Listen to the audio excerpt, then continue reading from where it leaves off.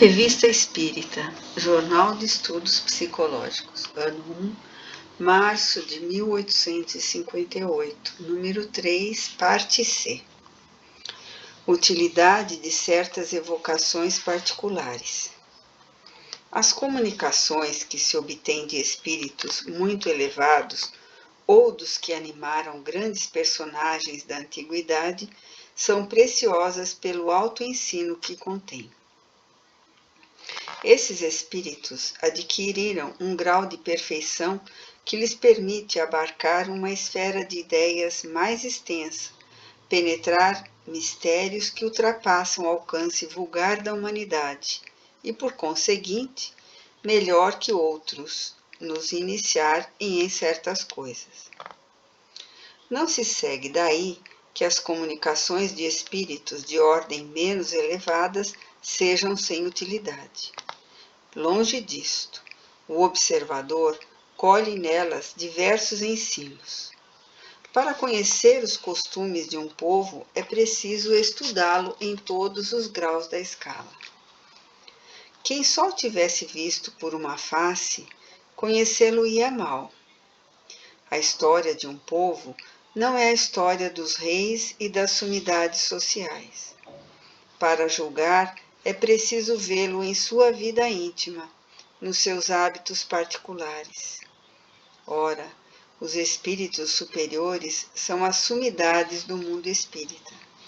Sua própria elevação os coloca de tal modo acima de nós que ficamos espantados pela distância que nos separa. Espíritos mais burgueses permitam-nos a expressão, tornam mais palpáveis as condições de sua nova existência. Neles, a ligação entre a vida corporal e a vida espírita é mais íntima. Nós a compreendemos melhor, pois nos toca mais de perto. Aprendendo com eles, mesmo no que se tornaram, o que pensam, o que experimentam as pessoas de todas as condições e de todos os caracteres, tanto os homens de bem como os viciosos, tanto os grandes quanto os pequenos, os felizes como os infelizes do século. Numa palavra, os homens que viveram entre nós, que vimos e conhecemos, cuja vida real não é conhecida, como suas virtudes e seus caprichos. Compreendemos suas alegrias e seus sofrimentos. A eles nos associamos e colhemos um ensino moral, tanto mais proveitoso quanto mais íntimas as relações entre eles e nós. Pomo-nos mais facilmente no lugar daquele que foi igual a nós, do que no daqueles que vemos apenas através da miragem de uma glória celeste. Os espíritos vulgares mostram-nos a aplicação prática das grandes e sublimes verdades, cuja teoria nos ensinam os espíritos superiores. Aliás, no estudo de uma ciência, nada há de inútil. Newton encontrou a lei das forças do universo num fenômeno simplíssimo. Tais comunicações têm outra vantagem, a de constatar a identidade dos espíritos de modo mais preciso. Quando um espírito nos diz que foi Sócrates ou Platão, somos obrigados a crer sob palavra porque ele não traz carteira de identidade. Podemos ver em suas palavras se desmente ou não a origem que ele se atribui. Julgamo-lo espírito elevado. Eis tudo. Se realmente foi Sócrates ou Platão, pouco importa. Mas, quando o espírito de nossos parentes, de nossos amigos, ou daqueles que conhecemos se nos manifesta, ocorrem 1001 circunstâncias de detalhes íntimos, nos quais a identidade não poderia ser posta em dúvida, adquirindo, de certo modo, a prova material. Pensamos, pois, que nos agradecerão se fizermos, de vez em quando, algumas dessas evocações íntimas. é o romance dos costumes da vida espírita sem a fixação. Palestras familiares de além-túmulo. O assassino Lemairet. Condenado à pena máxima do Tribunal do Aisne, foi executado a 31 de dezembro de 1857, evocado a 26 de janeiro de 1858. Pergunta: peço a Deus Todo-Poderoso permitir que o assassino Lemairet, executado a 31 de dezembro de 1857, venha até nós. Resposta: eis-me aqui. Pergunta: como pôde tão prontamente atender ao nosso apelo?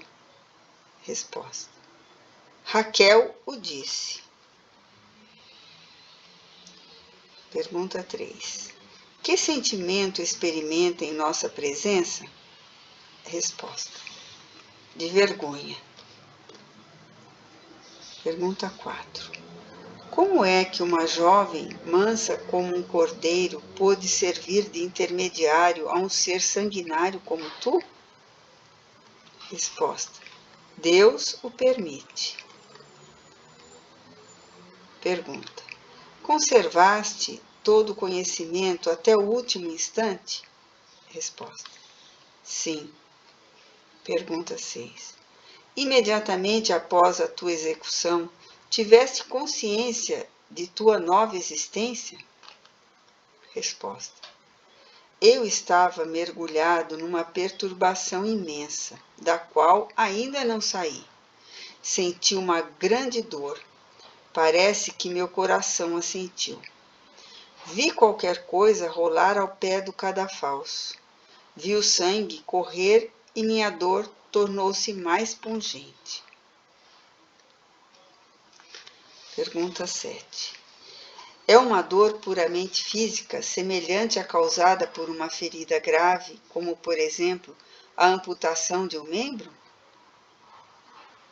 Resposta: não. Imagino um remorso, uma grande dor moral. Pergunta 8. Quando começaste a sentir essa dor? Resposta: desde que fiquei livre. Pergunta 9. A dor física causada pelo suplício foi sentida pelo corpo ou pelo espírito? Resposta: a dor moral estava em meu espírito. O corpo sentiu a dor física, mas, separado, o espírito ainda a ressentia. Pergunta 10. Viste teu corpo mutilado? Resposta: vi algo informe, que me parecia ter deixado. Entretanto, sentia-me inteiro. Eu era eu mesmo. Pergunta 11. Que impressão te causou essa visão? Resposta: sentia demais a minha dor. Perdia-me nela. Pergunta 12. É verdade que o corpo vive ainda alguns instantes após a decapitação e que o supliciado tem consciência de suas ideias? Resposta: o espírito retira-se pouco a pouco. Quanto mais o apertam os laços da matéria, menos pronta é a separação.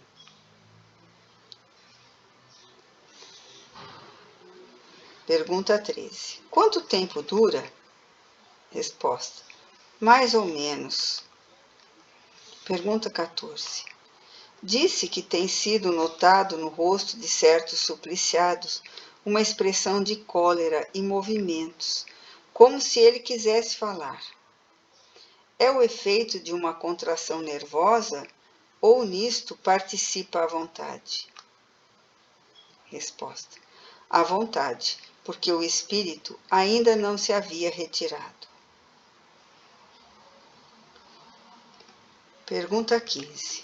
Qual o primeiro sentimento que experimentaste ao entrar na nova existência? Resposta: um sofrimento intolerável, uma espécie de remorso pungente, cuja causa ignorava. Pergunta 16. Tu te encontraste com os teus cúmplices executados ao mesmo tempo? Resposta.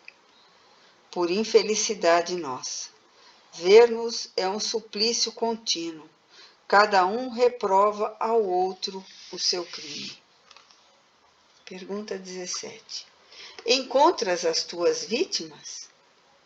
Resposta. Eu as vejo. São felizes, seu olhar me persegue. Sinto que penetra até o fundo do meu ser. Em vão procuro fugir. Pergunta 18. Que sentimento experimentas à sua vista? Resposta. Vergonha e remorso. Eu as levei com as minhas próprias mãos e ainda as odeio. Pergunta 19. Que sentimento elas experimentam quando te veem? Resposta. De piedade. Pergunta 20. Tem ódio e desejo de vingança? Resposta. Não. Seus votos atraem para mim a expiação. Não podeis avaliar que horrível suplício é tudo dever àquele a quem se odeia. Pergunta 21. Lamentas a vida terrena? Resposta. Só lamento os meus crimes. Se o acontecido ainda dependesse de mim, eu não sucumbiria mais. Pergunta 22. Como foste conduzido à vida criminosa que levaste? Resposta. Escuta. Eu me julgava forte, escolhi uma rude prova e cedi às tentações do mal. Pergunta 23. A tendência para o crime estava em tua natureza ou foste arrastado pelo meio em que viveste? Resposta. A tendência para o crime estava em minha natureza, porque eu era apenas um espírito inferior. Quis elevar-me rapidamente, mas pedi mais do que as minhas forças. Pergunta 24. Se tivesses recebido bons princípios de educação, poderias desviar-te da vida do crime? Resposta. Sim, mas eu escolhi a posição em que nasci. Pergunta 25. Terias podido agir como um homem de bem? Resposta. Como um homem fraco, tanto incapaz para o bem quanto para o mal. Eu podia paralisar o mal em minha natureza durante a existência, mas não podia elevar-me até praticar o bem. Pergunta 26. Quando vivo, acreditavas em Deus? Resposta. Não.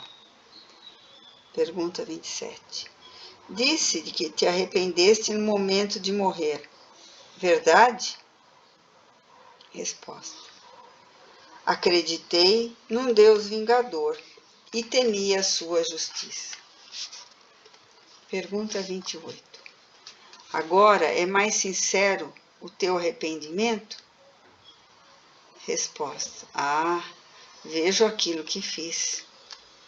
Pergunta 29. Que pensas agora de Deus? Resposta. Eu o sinto e não o compreendo. Pergunta 30.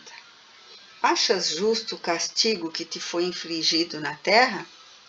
Resposta. Sim. Pergunta 31. Esperas obter o perdão de teus crimes?